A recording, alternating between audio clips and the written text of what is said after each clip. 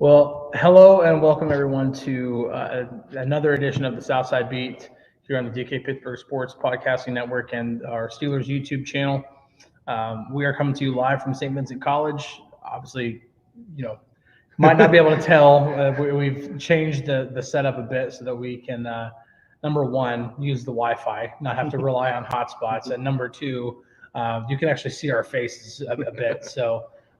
We're probably going now that we actually have a spot that we can go to, we're probably going to be able to bring equipment and everything. We'll have a good layout and presentation, even better starting tomorrow and moving forward. So, but welcome everyone, and really appreciate everybody being here for joining us. Obviously, there's some news coming out of practice today. Before we even get into that, Halicke, Greg Macafee, doing great with the introduction so far. But Stephen A. asks here, what are initial reports on the ankle? Anyone heard anything? And the player in question there is Ramon Wilson, who during 7 shots was tackled by Anthony Averett and wasn't a malicious tackle or anything like that. It's just one of those situations where the foot gets caught underneath, and it wasn't what was the hip drop tackle, wasn't anything like that either. So it's just a freak accident type situation. And but you were with Mike Tomlin. He gave an update, but Ramon Wilson's the player in question. What did Mike say? Yeah, I mean, he didn't say much. He just said that it was an ankle injury. He confirmed that that's what the injury was. He said that they would revisit in a day or two to kind of get more of a length of time, if he'll be out at all, things of that nature. But he didn't really give too much detail or look into it. But I mean, it came on a jet sweep, and he was going for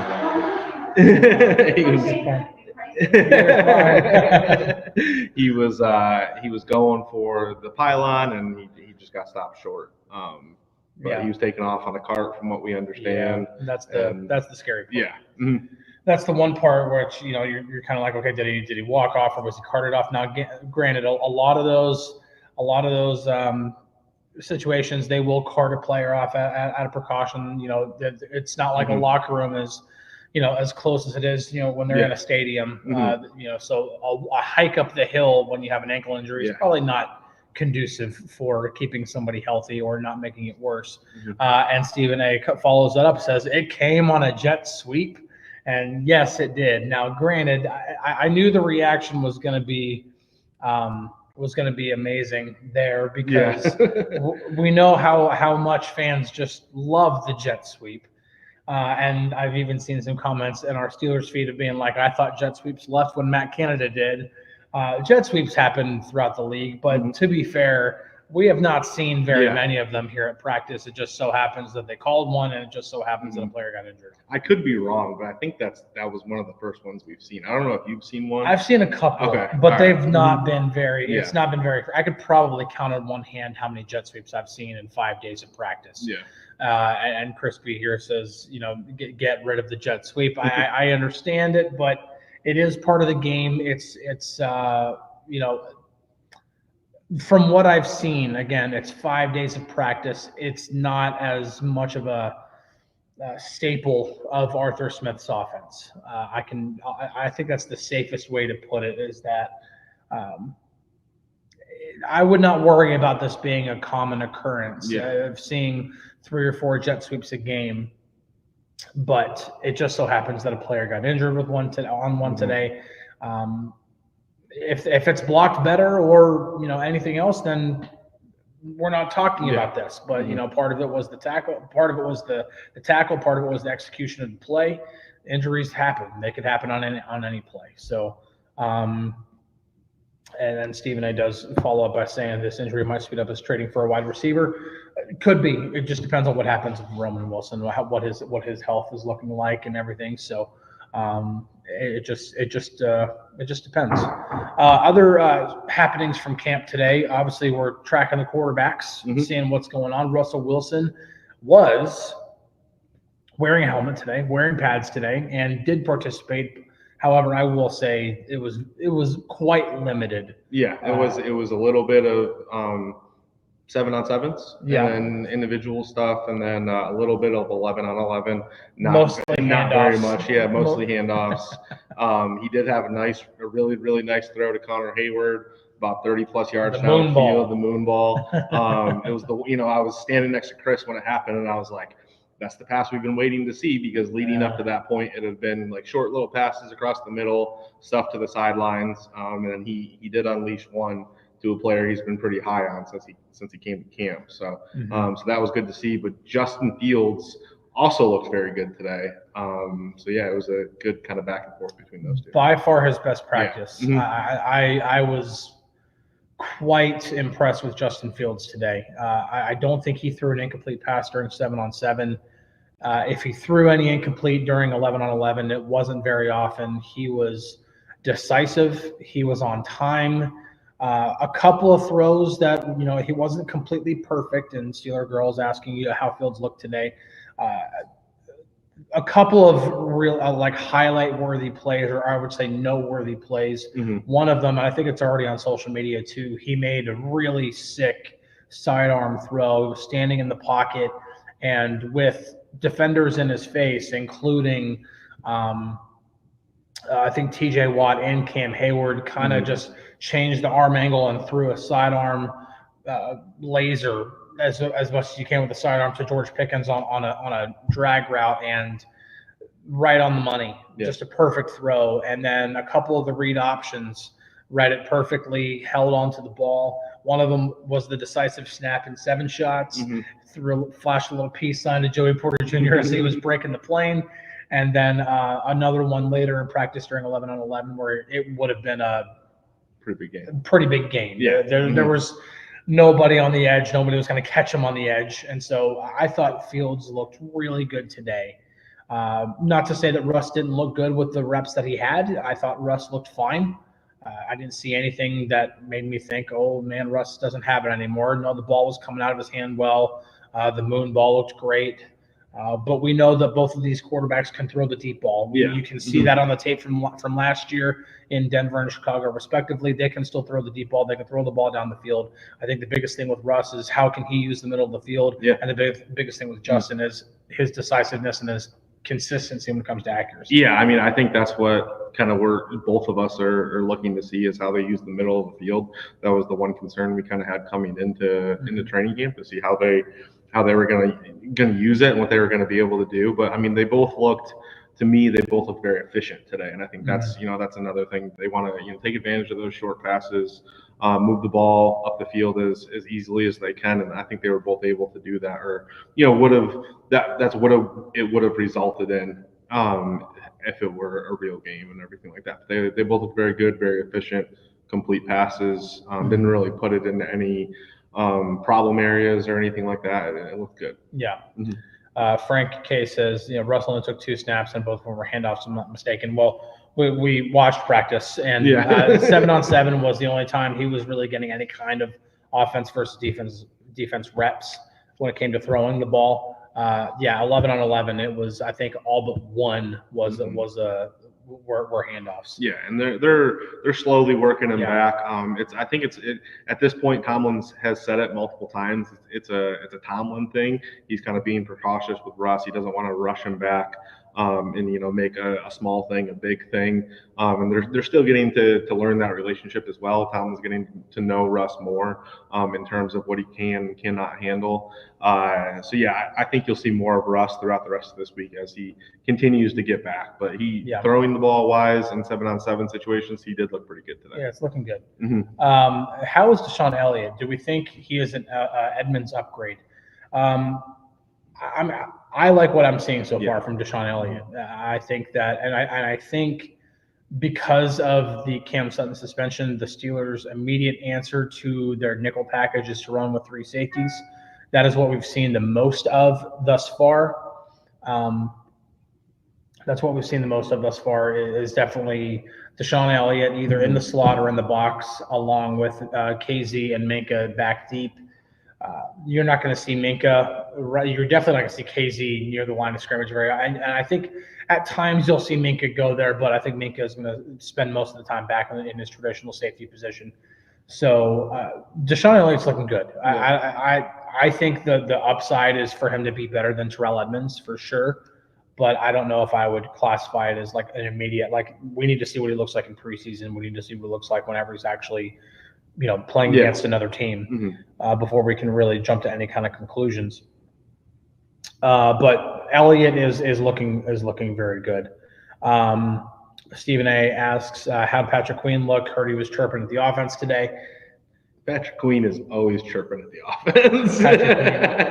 Patrick Queen is chirping. He's one of the guys that is always out there talking. Backs on backers was today as well, and that's a drill. That's a situation where everyone's chirping at everyone. There's a lot of talk going. There's a point where Pat Fryermuth was screaming out after making a block. Najee was going at a couple guys. Jaylen Warren and Peyton Wilson. They were talking a little bit. It's everyone's kind of out there chirping. I think it's just competitive spirit, but it's a little bit back and forth. The defense was very quiet today after 7 shots, which was highly noticeable by us in the media. I don't think that they really liked losing 7 shots today. Yeah. Offense won 4-3 today, and it was the final snap was the decisive one. And that was the one where it was a read option, and Justin read it perfectly and didn't have anybody. Like I said, flashed the peace sign to Joey Porter Jr. as he charted into the end zone. So the defense and the offense they spend plenty of time chirping at each other. Mark also fully padded practice today, so we can't go without talking about backs on backers. And Mark says, talk to us about Peyton Wilson versus Jaylen Warren, backs on backers, please. Well, I can tell you right now, backs on backers was a lot of fun today. And Jaylen Warren versus Peyton Wilson was definitely a good one. At one point, Peyton Wilson, I would say, won a rep with a nice little spin move. And then the very next time, Jaylen stood him up. I mean, just flat out stood him up. And it was a lot of fun to watch. But the one thing that I'm seeing from Peyton Wilson, especially in backs on backers, that dude's motor is high. Yeah. I've seen it throughout. I mean, when they were like in 7-on-7s where it's not really necessarily competitive, but he was in a situation where he stepped into the backfield and they kind of go down on a knee just to kind of negate that player, I guess, in a way. Justin Fields, Russ lets it go. He's immediately back into the play, chasing down the offensive player. But his motor is high. I was able to kind of write about it a little bit more, but he's always chasing guys down and everything like that. I think on that second rep, after Jaylen stopped him, Najee kind of got into his face a little bit from what it looked like, chirping him a little. And he did not look happy. We were talking to Jaylen afterwards because he was kind of one of the guys that Tomlin called to throughout the drill to kind of challenge some guys. And, he said he embraces that, but he knows he's going to have to be ready for Peyton because Peyton's going to want to come back and run it back. And Peyton's he's not hesitating to get up in there and to assert himself into what I think, we were talking about it yesterday. I do think that at some point, Peyton Wilson, it could even be before midseason, that he has a significant role in this defense, whether it be as a really close number 3, if he actually becomes the number 2 alongside Patrick Queen.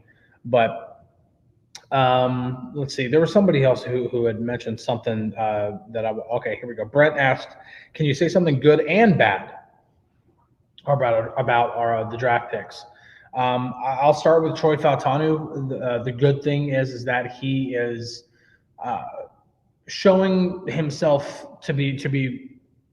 He's looking like a first round tackle right now. He has had some really good reps where he has stood up TJ Watt. Anytime you stand up TJ Watt in any rep, whether it's in pads, not in pads, whatever it is, you hang your hat on that. And you could say every dog has his day, but either way. He's had some good moments. His athleticism is on display. You can see how polished his footwork is at times. The bad thing I would say about Fautanu is just would like to see it more consistently. It's not as easy because he's not playing with the first team for the most part right now. Today, the first team was predominantly Dan Moore on the left and Broderick Jones on the right. So you're not quite seeing as much of Fautanu on first team right now. The only thing I would say is just more consistency and definitely limiting things like false starts and stuff like that. Yeah, I mean, I think it, like you said, I think it just goes back to consistency. I think, but I think that's something you see with a lot of rookies in general across the league is just, they'll have their good days and then they'll have their bad days. I mean, we were, talking about Roman Wilson pretty highly the other day, and then, I think all of them have kind of come back at one point and, had a drop here or there and a false start or stuff like that. So I think it's just seeing that consistency, but I think they've shown flashes of what they're capable of and things of that nature. I mean, Ryan Watts, the safety out of Texas, he, one of the first days he, made a couple of mistakes. I saw him today. He made a pretty good play in just some passing drills and things of that nature. So he's got the size. He's a guy that's there. But I mean, it's just kind of developing that consistency. Logan Lee was another guy that stood out today too. I think, at least in terms of when the offense was running the actual like running portion of 11 on 11, and it was predominantly running plays. I thought Logan Lee looked really good. He held his own, had a couple plays where he was right in there in terms of making tackles either at the line of scrimmage or actually registering a TFL. So I thought it was a good day for him, and today was a good day for a guy like Logan Lee to make a play, because you get pads on. It's the closest thing you can get to simulating football right now. And he was making plays, multiple plays for Logan Lee. So a good day for him. Let's see.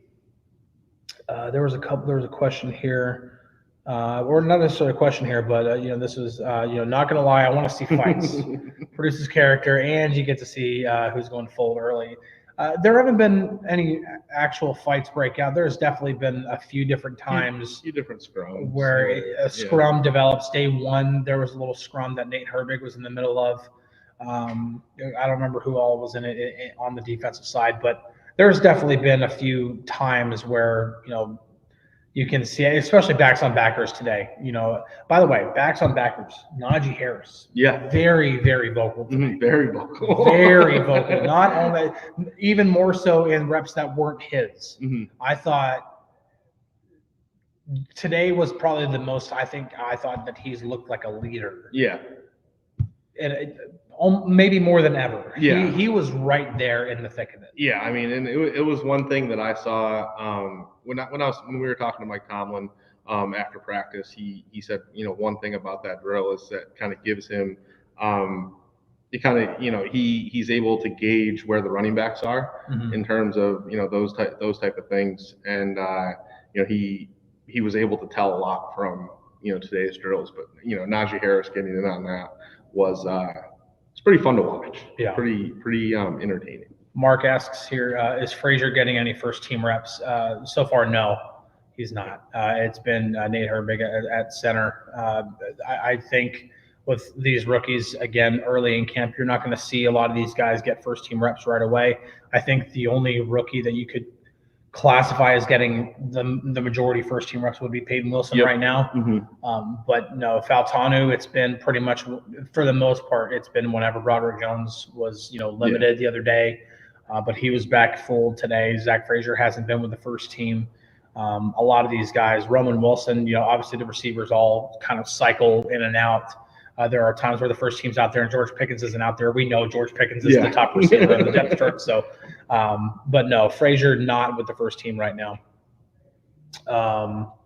Let's see here. What else do you guys have today? Definitely want to hit up all the questions. We don't want to be too long.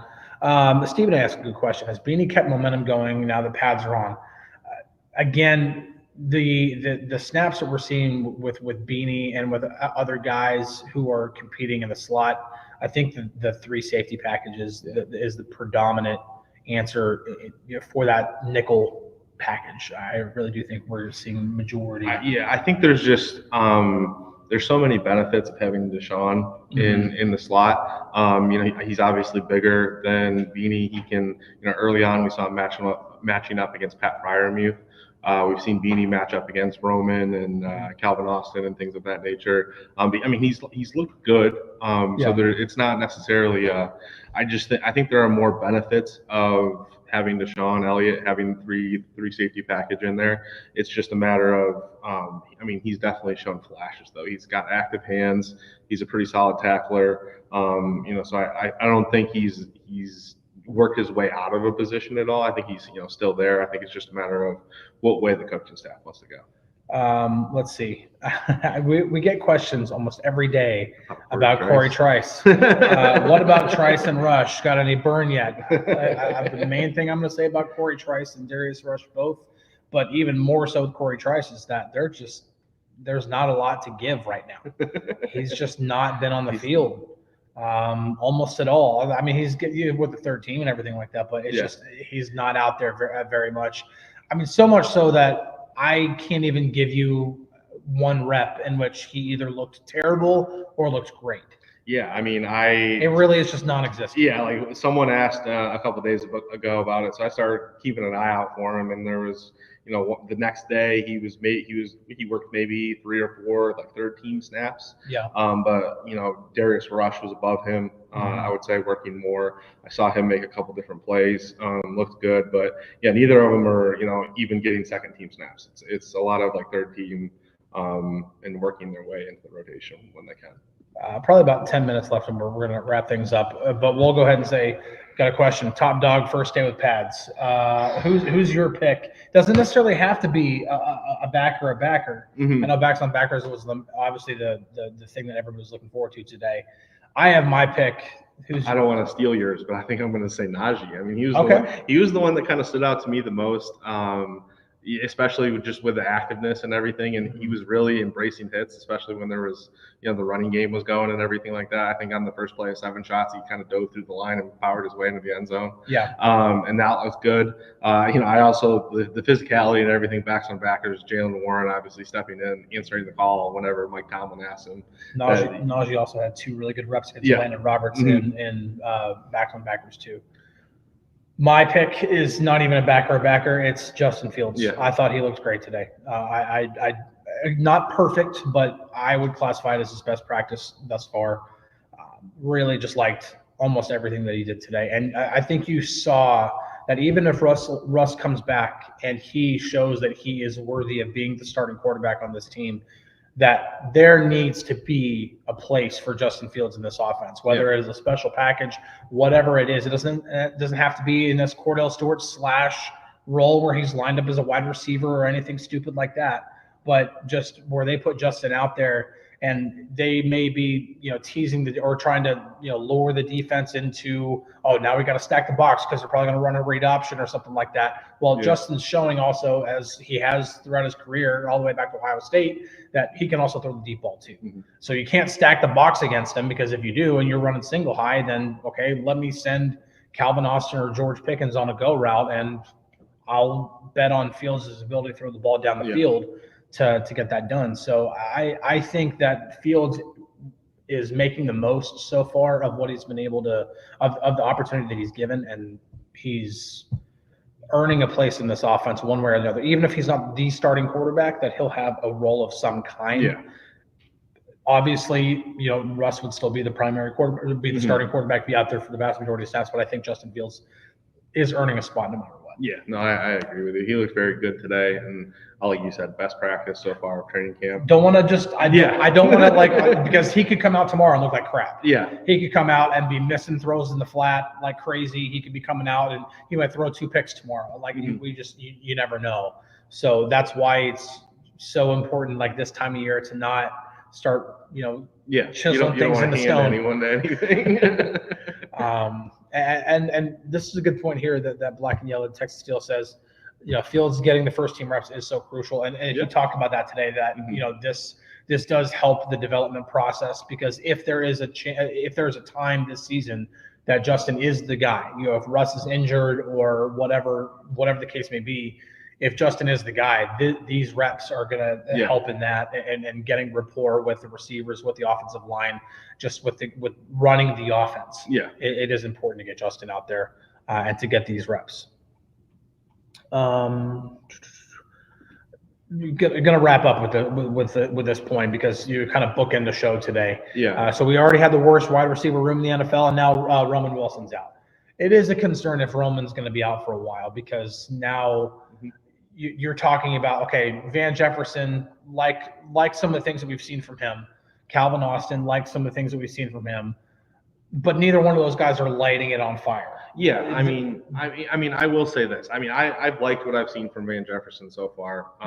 You know, when we were kind of leading into preparing for camp and everything like that, you look at his year, the Rams won the Super Bowl. He was a pretty big deep threat for Matthew Stafford over there. 100 yards. Yeah, he was a productive pass guy. Yeah, and when he talked to us earlier this week, the day after his birthday, he said that he knows he's had a couple down years and he's working to get his way back to that level that he was at when he was in Los Angeles.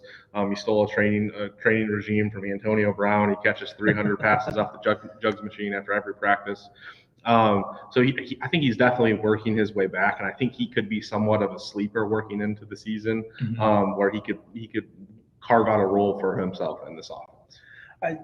I do agree with that, but I do think that if Roman Wilson is going to be out for any length of time, that it just makes the need for that other receiver just even larger, because we've been talking about, like, okay, if George Pickens ever goes down with an injury, this receiver room's in trouble. But there's also the flip side to this, where if any one of those other guys goes down, that could still have a massive impact too, because now we're talking about your number 4 receiver is Scotty Miller. He's had some flashes, but if that's your number 4 receiver, or if George Pickens does go down with an injury and that's your number 3 receiver, this is a really, really terrible receiver group. It's not the greatest. this is I don't know how this lights a fire under Omar to possibly trade for somebody. I would not anticipate a trade to be done anytime soon. I still think it's way too early. I do think that if a big trade does happen, and as I've reported, the Steelers are convinced that they'll get one of them. Either way, I don't think that happens for a while. So, but it's a good thing it's a good note point by you, and it's a good note to kind of put in the back of our mind that, like, listen, if Roman Wilson is down for a while, if this is a significant ankle injury, it does make the receiver room worse, especially because Roman Wilson's looked really good so far. I agree. Okay, well, we're gonna wrap things up today. Really appreciate you guys tuning in live. We are going to now that we actually have there's a couple different spots that we could try to do here too. I think this is a pretty popular room, so we may try to find either this room or another room. Either way, we'll figure something out. We definitely have not two black silhouettes just talking to you. So Jay Moods here says DK Metcalf or bust. Yeah, we'll see. I just don't know how much sense that makes for the Seahawks. All right. Well, appreciate everybody for tuning in. Thank you so much. We'll be back tomorrow, and you're going to be at Pitt tomorrow. Yeah, right? I'll have Pitt tomorrow, so we figure something out. We'll figure it out. Yeah. If I got to run solo, I'll run solo. That's fine. But either way, we'll be back tomorrow here, live from Saint Vincent College. Catch you guys on the flippity flip. See you later, guys.